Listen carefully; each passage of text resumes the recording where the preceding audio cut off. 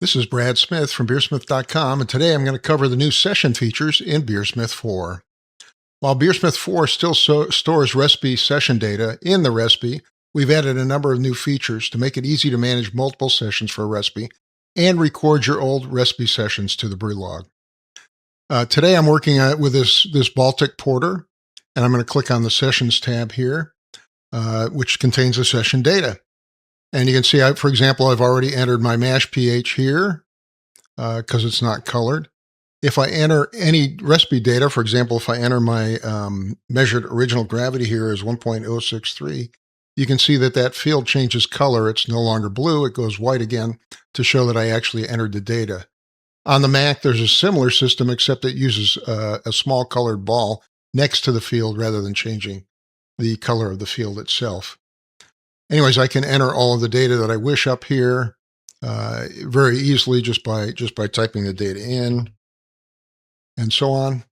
And I can perform various calculations. It'll compare, for example, my estimated and measured attenuation, ABV, and all the other values here. Down at the bottom, I can enter readings for fermentation.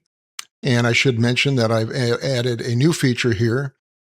Previously, you could only record temperature and gravity, but now you can actually enter pH.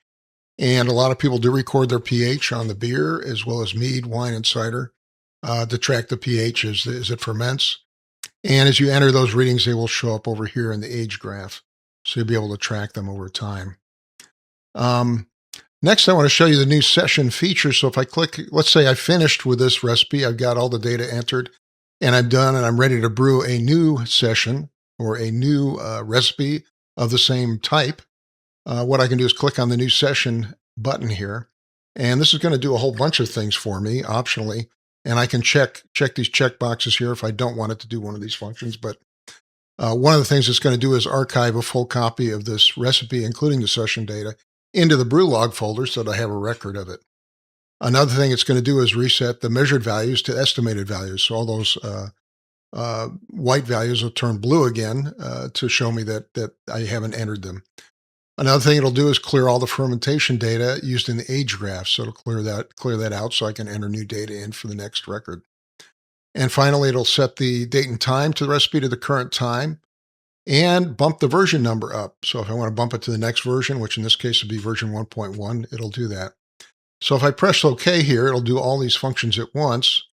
And then it'll ask me for a name to save the recipe in the brew log. In this case, I'm going to use just the regular recipe name, and it's got the version number at the end. It's added for me. And if I push OK, that's it. All the data has been cleared out here on the session tab.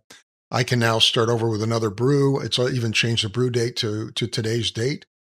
And in fact, if I go back to local recipes, open up my brew log, you can see that it's got a copy 1.0 is saved here.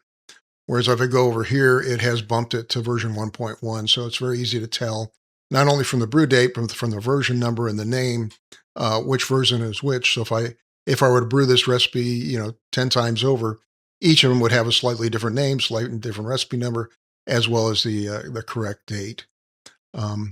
So it's very easy to brew a recipe over and over again. Just click on that button. It'll take care of archiving the old recipe so you can start all over again with the new recipe. So that's a quick tutorial on how to handle sessions in BeerSmith 4. If you want to learn more about BeerSmith 4 or see some more tutorials, we have a tutorial page linked in at our main website at BeerSmith.com.